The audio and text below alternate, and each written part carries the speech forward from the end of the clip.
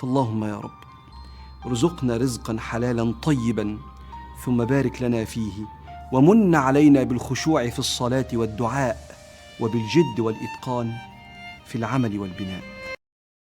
ازيكم عاملين ايه؟ يا رب تكونوا بخير. رجعت لكم بقى النهارده بفيديو جديد، فيديو حلو قوي ان شاء الله هيعجبكم. هنعمل جوله كده عندي في الشقه بقى في ديكورات العيد اللي انا اصلا ما لحقتش اعملها في العيد، بس حبيت اشاركها معاكم كده برضو وتقولوا لي رايكم كده في كل التجديدات اللي انا عملتها. بس الاول قبل ما نبدا في الفيديو ما تنسوش تعملوا لايك، وكمان تشتركوا في القناه وتفعلوا زر الجرس علشان يوصلكوا كل الفيديوهات اللي انا بنزلها. ولو انتوا كمان جداد معايا في القناه نورتوني وشرفتوني، خدوا جوله كده برضو في القناه وان شاء الله هتلاقوا فيديوهات حلوه جدا تعجبكم. وكمان ما تنسوش بقى اهم حاجه تكتبوا لي تعليق، لان حقيقي تعليقاتكم بتفرحني جدا، ويا رب ان شاء الله الفيديوهات كده تكون بتعجبكم. يلا بينا كده نبدا الفيديو ونشوف هنعمل ايه النهارده، وايه الحاجات اللي انا جددتها عندي في الشقه بحاجات برضو بسيطه كده. وتعالوا ما اوريكم. بس الاول كده حبيت ان انا اشارك معاكم الفطار بتاعي. حبيت ان انا اعمل بقى فطار خفيف كده وبسرعه عشان ورانا حاجات كتير قوي عايزين نعملها. حطيت كده شويه بقى من الكحك والبسكوت، الحاجات اللي باقيه من العيد بقى، الحاجات الجميله بتاعه العيد دي. وعملت لي بقى كوبايه شاي بلبن كده عشان نبدا ان احنا نفوق ونبدا اليوم بتاعنا كده. طبعا انتوا عارفين ان الشقه عندي كانت اتغرقت ميه كده قبل العيد ب10 ايام تقريبا، فالدنيا اصلا عندي كانت بايظه خالص. هوريكم بقى الدنيا كانت عامله ازاي لما الميه غرقت الدنيا، وقولوا لي برضو رايكم بعد كده ما جددت الحاجات. قلت اغير كده برضو عشان النفسيه بتاعتي تكون كويس. بصوا بقى ده الفيديو كده قبل بقى ايه قبل العيد تقريبا ب10 ايام بالظبط. بصوا الدنيا كانت متكركبه اصلا ومقلوبه خالص، لان الميه دخلت بقى في كل حته وغرقت الدنيا كلها، والسجاجيد وحتى في حاجات من العفش اتبلت. فبصوا الدنيا كانت بايظه خالص. كمان كنت جايبه ورق جديد كده اللي هو ورق للحائط كده، وكمان ورق للمطبخ، بحيث ان انا اجدد بقى على العيد وكده ونعمل فيديوهات حلوه جدا. بس كل الحاجات دي تعتبر غرقت. الورق اللي موجود ده على الارض والورق اللي موجود على الكنبه ده، كل الحاجات دي غرقت بصراحه. فانا كنت نشراها لاني بصراحه كنت زعلانه عليها جدا.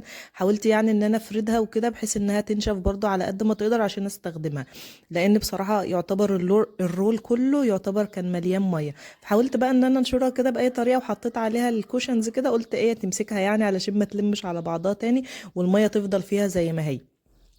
فعايزه اقول لكم انها يعني ايه نشفت كويس بس مش قوي. هوريكم برضو دلوقتي انا عملت فيها ايه. هنا زي ما بقول لكم الشقه كل الحاجات دي تعتبر كانت فوق بعض، انا نزلت والله بس الحاجات كده عشان التصوير برضو معاكم يكون كويس شويه. هنا بقى اول حاجه بقى هنبدا بقى الجوله كده بتاعتنا في كل جزء كده موجود عندي في الريسبشن، واوريكم بقى انا جددت ازاي. بصوا إيه، كان عندنا اللي هو علي بابا اللي هو الماركت الكبير ده، عامل عروض بصراحة حلوة قوي، اللي هو خصم 50% على الديكورات. فانا رحت اشتريت شويه ديكورات من هناك. دي اول حاجه عملتها. يعني مثلا الحاجه كانت ب 200 اشتريتها ب 100، الحاجه مثلا ام 100 اشتريتها ب 50. فحقيقي كان عرض حلو جدا والحمد لله اشتريت منه حاجات حلوه. ده بقى الورق اللي انا بقول لكم عليه، اللي هو الورق اللي انا كنت جايباه للحائط. لما جه عليه ميه عارفين زي ما يكون كرمش كده، بصراحه ما بقاش شكله كويس قوي. بس انا بصراحه كنت حابه قوي، كنت زعلانه عليه قوي، فحبيت ان انا استخدمه. بس خفت بصراحه ان انا اثبته على الحيطه، لان زي ما بقول لكم كرمش كده يعني شكله مش احسن حاجه يعني. فبدات ان انا الزقه كده بلزق عادي، يعني قصيت الجزء كده المساحه اللي انا عاوزاها وبدات ان انا الزقه على الحيطه.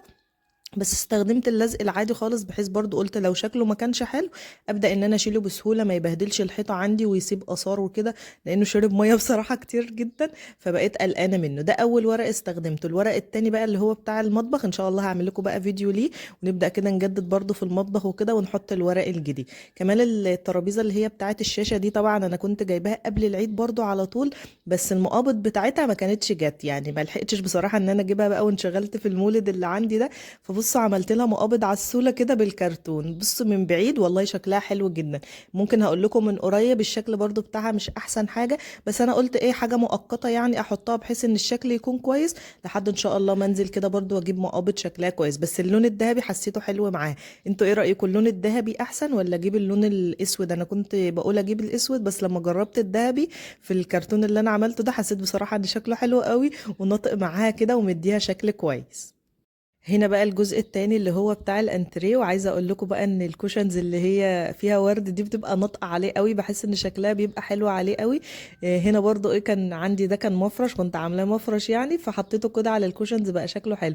والولاد هنا تقريبا كانوا حاطين اكياس ولا حاجه ما علينا يعني، اكتشفتها انها ورا المخده كده.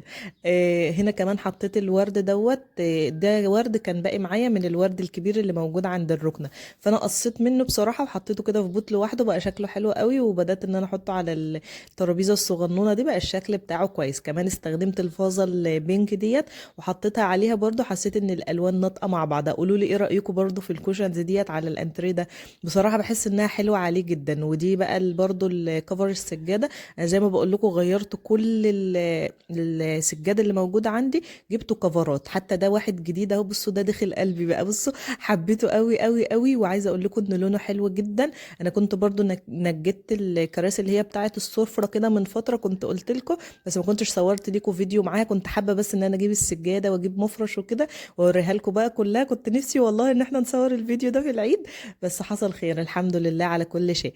دي شكل كراسي السفره بعد ما نجدتها، عشان كده جبت الكفر بتاع السجادة، يعني ايه لون قريب كده منها، البيج مع اللي هو الكاكاوي كده. لا الشكل بصراحة حلو قوي، الكفر بتاع السجادة ده جميل قوي قوي قوي، وخامته حقيقة حلوة جدا. كمان جبت المفرش بتاع السفرة ده، بس انا هسيبكم تستنتجوا كده ده مفرش ولا مش مفرش. بصراحة هو مش مفرش يعني.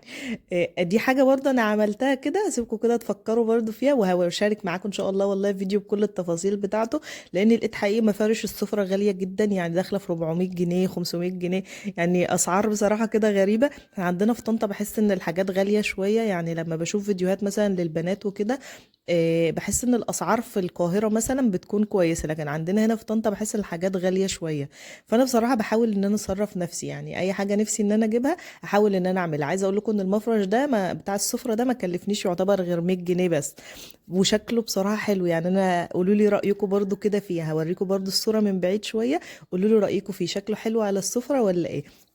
ولو عجبكم استنوا ان شاء الله فيديو كده بكل التفاصيل بتاعته، بدل ما تشتروا مفرش ب 400 500 جنيه، وكنت تعملوا احلى مفرش كمان ب 100 جنيه بس. حطيت كمان بقى اللي هي الفازه الكريستال دي، حسيت ان شكلها حلو كده. وبصراحه اكتر جزء عجبني السنه دي هو الجزء بتاع السفره كده بالكفر بتاع السجاده بتاعته وبالمفرش بالديكورات كده اللي عليه، لا شكله حلو قوي بصراحه.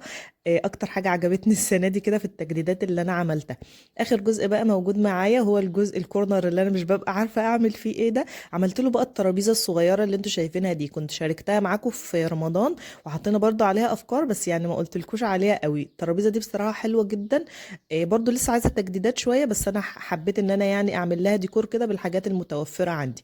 كنت جبت الهيش دوت بس ما كنتش جبت له فازه، فبص عملت له فازه برضو كتكوته كده صغننه، انا برضو اللي عملتها شكلها حلو قوي بصراحه. هشاركها برضو معاكم والله ان شاء الله. بقول لكم انا كنت نفسي اعمل فيديوهات كتير قوي في العيد، بس يلا حصل خير زي ما بقول لكم. ودي الفازه برضو كنا عاملينها مع بعض قبل كده، بدات ان انا احطهم عليها، وحطيت كده التابلو بقى اللي لونه بينك ده برضو ماشي كده مع الالوان ومدي شكل كويس.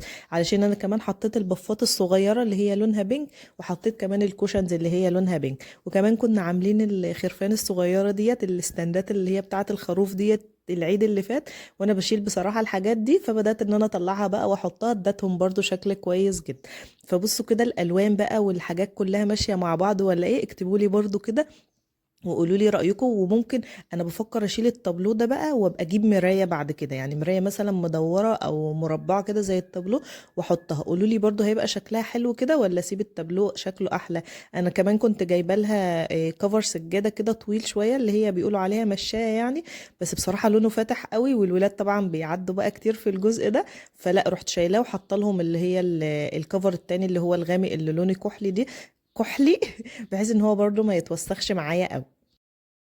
اخر جزء بقى موجود معايا هو جزء الجزامه. بصوا ما بعرفش اظبطه خالص، انا عايزه اصلا اقول لكم ان الجزامه دي انا كنت راسمه لها شكل تاني خالص في دماغي، انها تتعمل زي الجزامات الجديده دي زي درج كده وبتتفتح ومش عارفه ايه وكده. بس بصراحه النجار قال لي اللي انا بتعامل معاه يعني، قال لي بلاش مش هتبقى عمليه معاكي خصوصا مع وجود الولاد، وهو عارف ولادي يعني ربنا يهديهم يا رب.